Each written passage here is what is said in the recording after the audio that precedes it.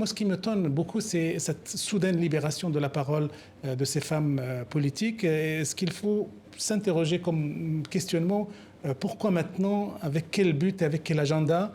Qu'est-ce qui a fait qu'à un moment donné, Béatrice, les femmes ont parlé? Alors, excusez-moi, elles ont réagi. D'abord, moi, je pense que c'est pas banal que ça vienne des Verts.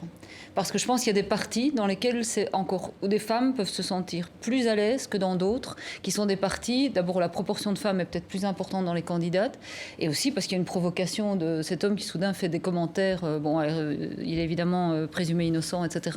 Mais donc il fait des commentaires pour défendre les droits des femmes, mais soudain il y a une série de femmes qui se disent c'est pas possible. N'oubliez pas qu'il y a toujours un doute. Chaque fois qu'on relève ces sujets, est-ce qu'elle l'a cherché ou pas?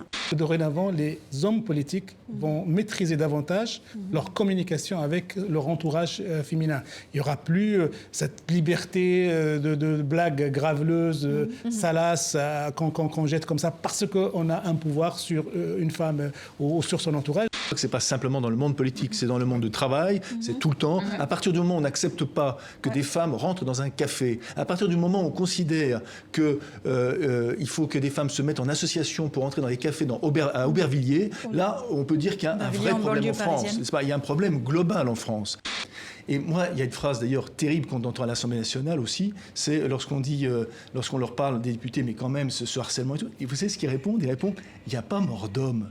C'est joli comme phrase quand même. Il n'y a pas mort d'homme. Certes, il n'y a pas mort d'homme, mais il y a indignité.